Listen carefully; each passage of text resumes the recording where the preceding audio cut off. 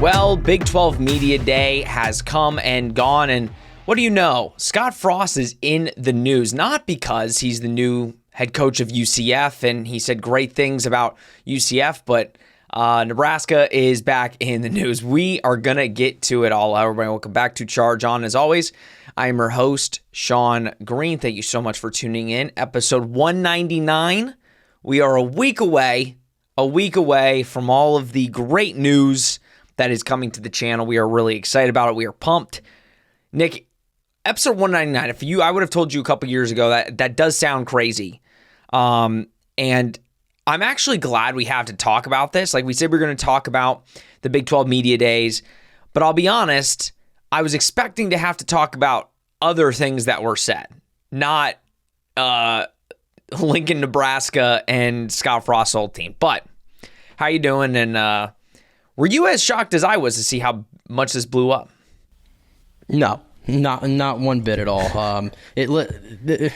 Whoever asked him the question, I didn't even really actually hear the question live or anything or how it was framed. It was Chris Vanini. I think it wasn't like a thing. I have not seen a clip of it. It's only making its waves because Chris Vanini tweeted. Yeah, I mean, listen, Nebraska's a big program. And there's a lot been out there made about why that didn't work out for him. And obviously it being a homecoming and the way that he left UCF and how that whole ordeal went down. So, yeah, when he made the comment that he made, I'm not shocked one bit that went everywhere. And, I'm sure Nebraska fans feel a certain way about it. And perhaps maybe even UCF fans feel a way about it. But I think you could probably best characterize it as the most honest way he's answered that question. Because I feel like he's probably been asked this 100 times, if not more, over the last, 8 months. And I feel like this was the most open you got Scott Frost. And I did not see that coming at Media Days of all places. Well, and we haven't talked about it, and I'm interested to get your take. I have a specific take on it. But before we get into it, like, subscribe, share, do all you do. We greatly appreciate it. Like I said, next week, you're going to want to tune in, have your post notifications on. Next Friday is when we kind of drop all of our news. It's going to be a very interesting middle of July. But let's get into this, Nick. Now, I want to read the comment. And this is the comment that Chris Vanini tweeted. And again, if somebody has a video of it, I would love to see the video. Because I also want to say context is everything on this, but I have not seen a video personally of Scott Frost saying this. I know he probably said it to Chris Vanini, but I have not seen a video. But regardless of the video or not, this is what he said on what he learned from Nebraska. Don't take the wrong job. I said I wouldn't leave UCF unless it was someplace you could go win a national championship. I got tugged in a direction to try and help my alma mater and didn't really want to do it. It wasn't a good move. I'm lucky to get back to a place where I was a lot happier. That was the quote. All right, here's my take. I'm going to give my take first because I'm going to be honest. Listen, I've got no beef with Nebraska fans, right? At the end of the day, like me and Nick were very vocal when Scott Frost hired that we didn't think it was a good hire at the time. And the jury's still out. He hasn't coached a game at UCF at this point. One of our big reasons why we were a little nervous about him getting the job at UCF was just how bad it was at Nebraska. But as we dug deeper and learned everything about kind of just the situation at Nebraska, not that it was all Nebraska. Scott Frost has his faults. There's a reason again. The 5-22 record in one-score games is a major key, a major one. But he's kind of, you mentioned, Nick, he's given little subtle hints about, like, at his introductory press conference where he said, like, the one thing I really learned is, like, on the career ladder of success, like, when you're happy, you don't, like, whatever he said. It was something about, like, when you're happy, it's okay to stop. Like, you don't need to keep chasing success, like, if you are in a content, happy place in your life. And he's been very vocal, saying that he was very happy at UCF. He didn't want to leave UCF. Even in 2017, when that was all going on, you could see the emotion. It's one of the rare times where a coach ended up coaching in a bowl game, even though he had already accepted another job. Like, it was a different circumstance. The only job that Scott Frost was going to leave UCF for was Nebraska. And in that same token, there was a lot of circumstances. There was some family issues. I know that his father wasn't doing well. He felt an obligation to go back to Nebraska, like he said, to help his alma mater. Nick, is there anywhere in this article, or in this little couple sentences, where he is blaming Nebraska, blaming the administration of Nebraska, putting the blame on anybody else but himself? Is he putting the blame on anybody else? Or is he just saying, I got tugged in a direction to help my alma mater, it wasn't a good move? Does he at any point say it was Nebraska's fault? At any point?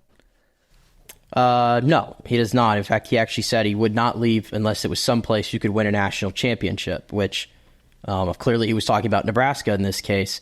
It's a very honest quote. And so we always want coaches, we want athletes to be honest, right, and give us good sound bites. And then when they do, we tend to shred them for it. And I feel like this is an example of that.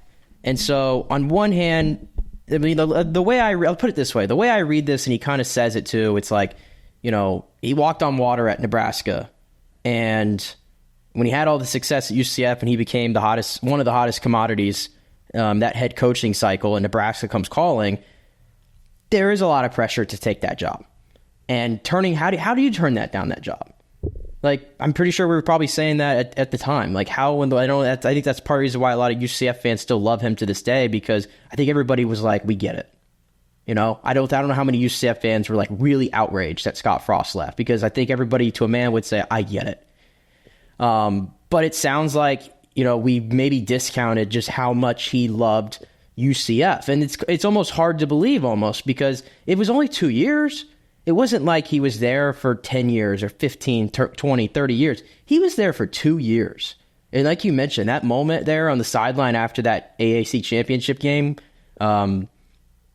you could tell that it was really getting to him. And you could almost read it in his language that he was fighting it, he really wanted to stay. But it's one of those things where I want to stay, but I have to go. And listen, it didn't work out. And it was an epic failure. We can't get around that. 16-31 is what it is, and all the other issues I'm sure behind the scenes that went on in that program while he was there. And clearly, he's had to come back and sort of rehabilitate himself and get himself back on track. And the LA Rams stop, and now back to finally being in the place where he says he's at his happiest. So I don't know. It's one of those things where it's weird for him to actually admit though, I didn't really want to do it. It wasn't a good move. That's just so honest. Like I said, I keep saying the word honest. That is really honest to say that out loud. I didn't really want to do it. I'm just surprised he actually said that. And he's hinted at it. He's made really huge hints, which Nebraska fans over the last couple months have not loved, and they've gone at him because, again, Nebraska fans take it that Scott Frost puts the blame on everybody but himself, whereas I think Scott Frost, I was going to say, not to cut you off, but just to finish my thought, because you just brought something up there. I think from a Nebraska fan, I would get it, because it makes it sound like he wasn't all in. It makes it sound like he wasn't committed to that job at a time where Nebraska was really, at a crossroads.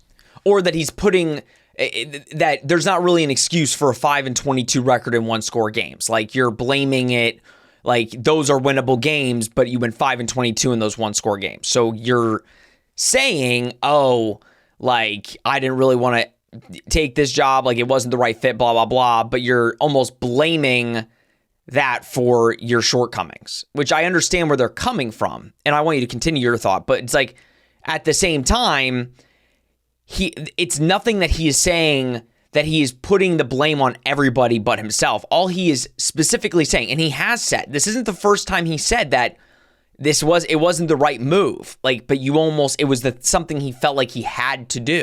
It doesn't mean he wanted to do it. It just, he said in the interview with Mark Daniels, there was a lot of outside pressure to go to your alma mater and fix your alma mater. And even though he didn't want to do it, he wanted to stay.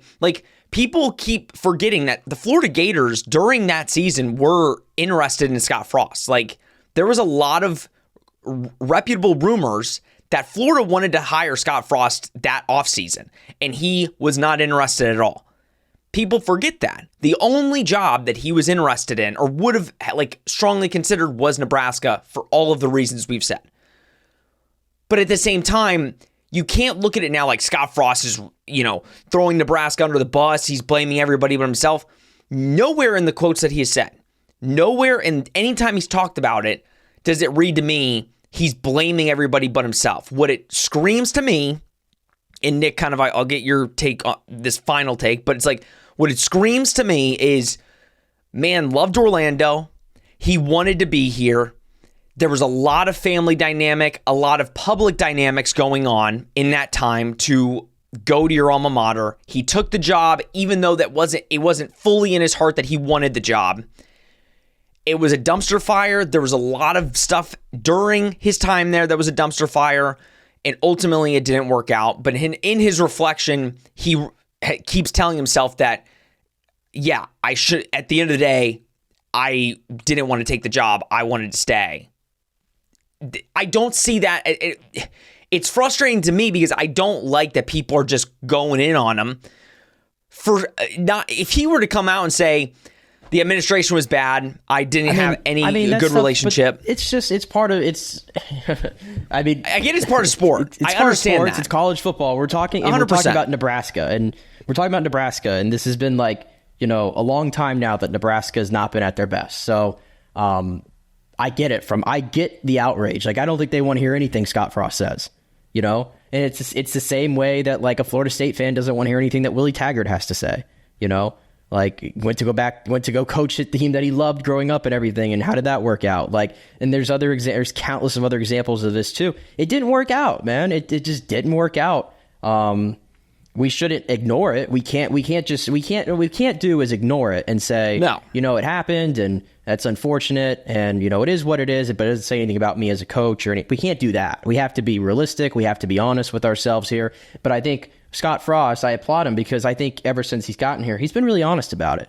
And this is another example. He's not hiding from it or anything like that. He's taking the questions head on. He could, at any point, he could say, I don't want to talk about it or whatever. He's not doing that. He's taking everything head on.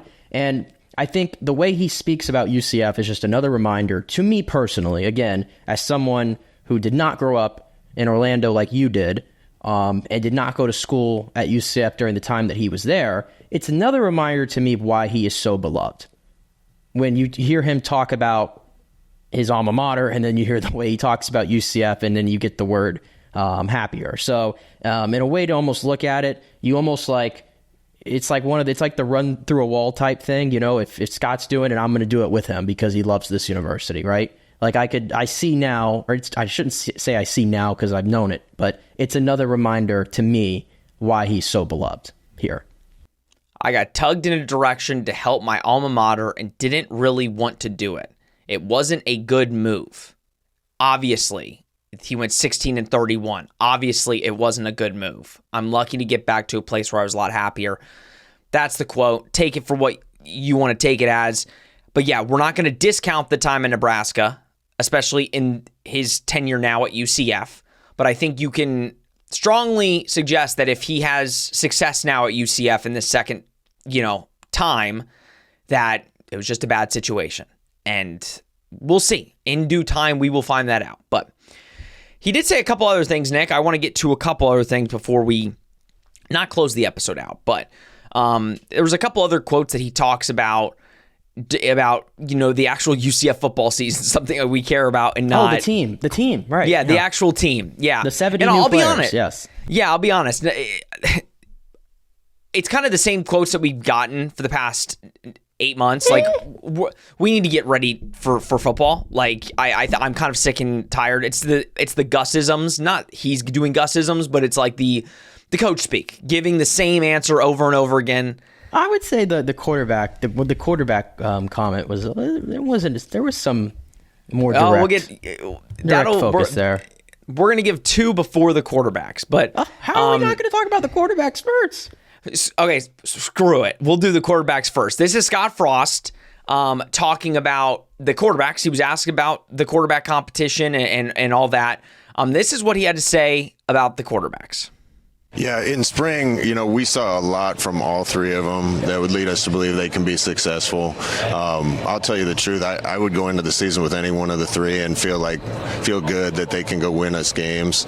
I just haven't seen any separation yet. So I'm anxious for somebody to really take that next step forward and take the lead. We're not just going to anoint anyone. It's got to be earned. And however long that takes, that's how long it takes to figure it out. But the sooner it kind of reveals itself, I think the better will be for continuity and reps.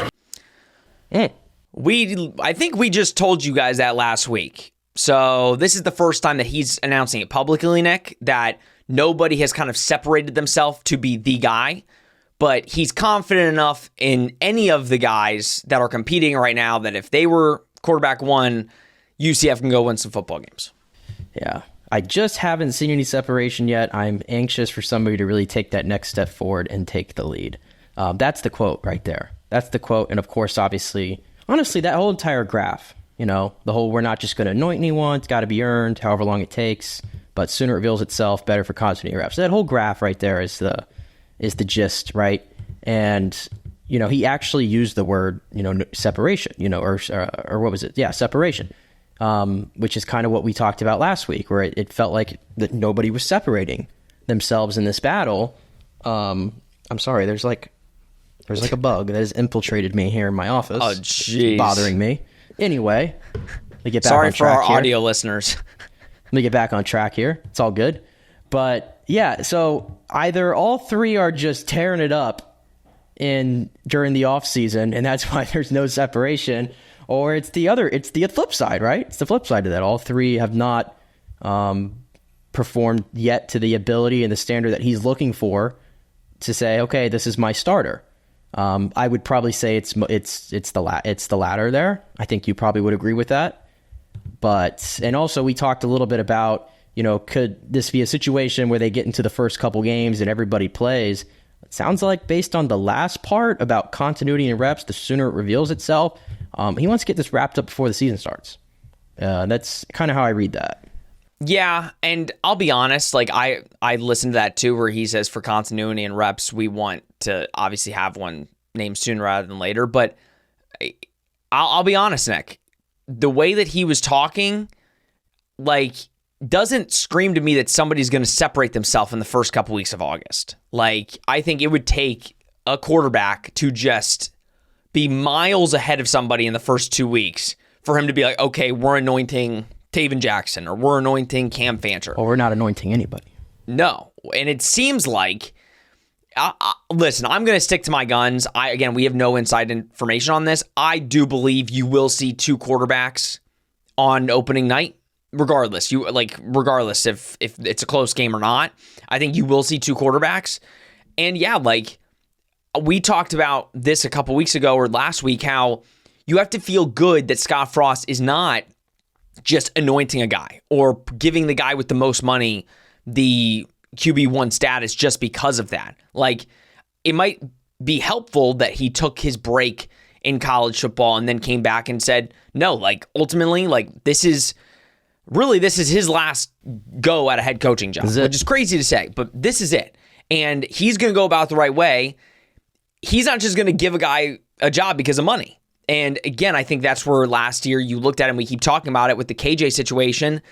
Gus didn't feel comfortable not giving the job to KJ because he knew, okay, we're paying this guy a boatload of money. So I think it does help that he took the break from college football and is now entering in a different time because he's thinking about the more pro model a little bit. And there'll be two ways I'll look at this. If Taven Jackson is not the starter by the time we get to the season beginning, I'm going to be really disappointed, first of all, because, this is a quarterback who they clearly were heavily interested in, and they went immediately after he got into the portal, and there was so much, I wouldn't say not nearly to the level of the KJ hype. That was a different playing field, but there was some reasonable hype that Taven Jackson could come in here and be a quality starter for you. I certainly believe that too. So if he's not the starter, I would be disappointed in that, but I would also be really encouraged because I would have to assume Scott Frost is not going to put anybody on that field that did not earn it based on the things that he's told me here, and even his past history at UCF. So If KJ Jackson, I don't care what he's making or if he's the highest paid player on the team or whatever, if he doesn't earn that in practice or whatever, and Cam Fancher or Jakari Brown are out there, then as much as I'm disappointed that Taven Jackson doesn't win that competition because it almost seems like it was like ready-made for him to an extent, it encourages me that Scott Frost is not just going to we brought him in here and we liked him originally before we got him and we're paying him this, so he's going to start no matter what. We saw that last year, like you said, it did not work. So there'll be two sides to that if that ends up being the scenario.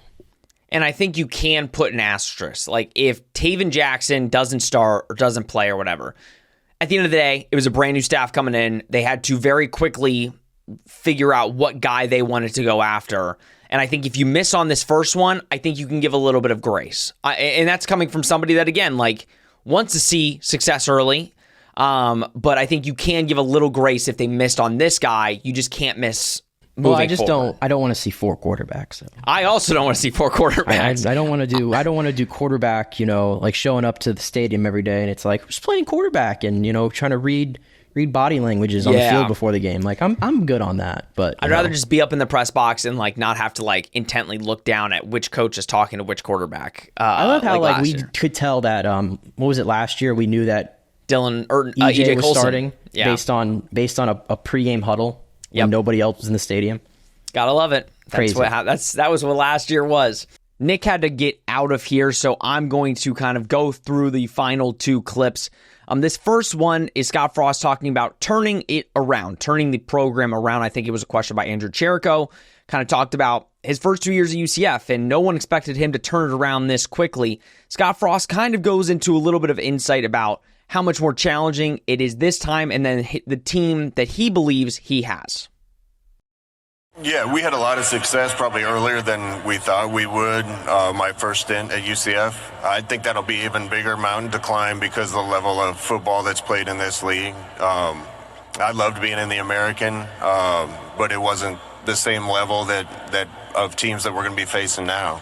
That being said, now we're in Orlando, Florida, and in a big-time league. The type of talent that we can attract to Orlando is a lot better, and if we do things right, we're going to have a chance. So, again, I'm excited about the players we have. We flipped the roster, made a lot of changes. We have a lot of talent. It's just we don't have a lot of returning production or experience, and it's going to be a challenge for us to see how fast we can take that collection of individuals and turn them into a team. But it's going to be a fun ride.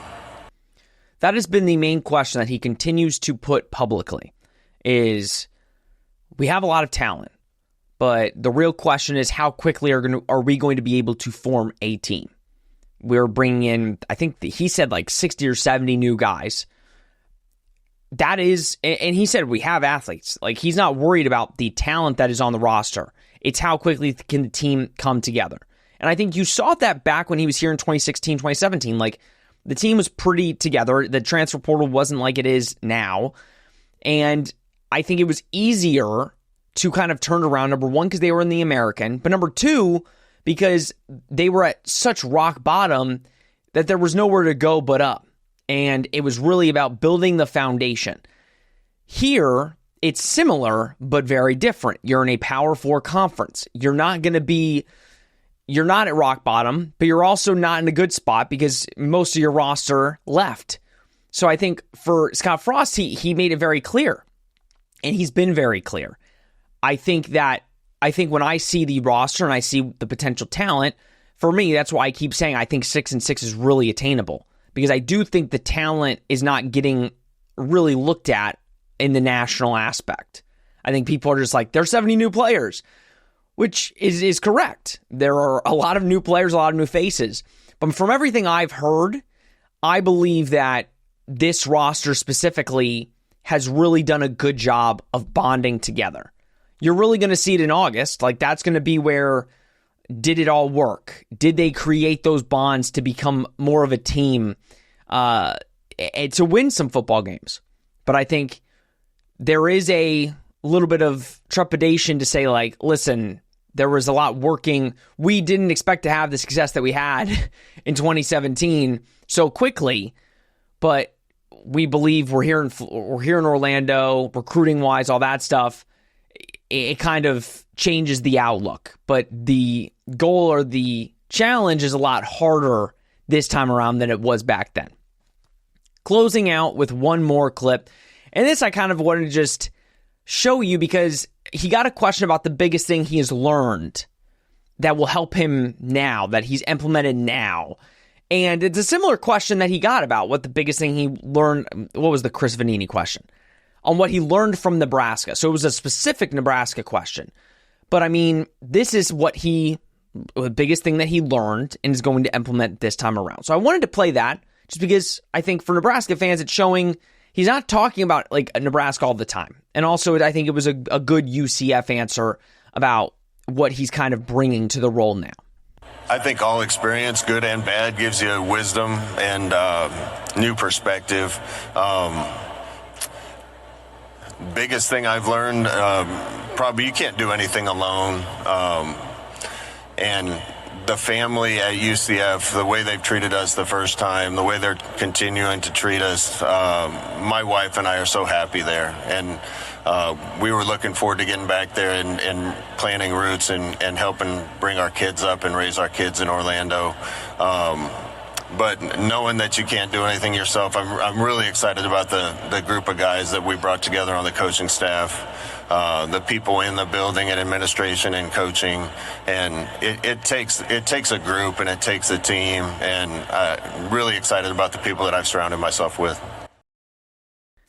Which we've talked about the people that he surrounded himself with. We talked about it, and we've even said that, again, like an Alex Grinch, a Steve Cooper, where we're like, is that the right hire? He's never called plays. Like, are you the one calling plays? And we actually don't know.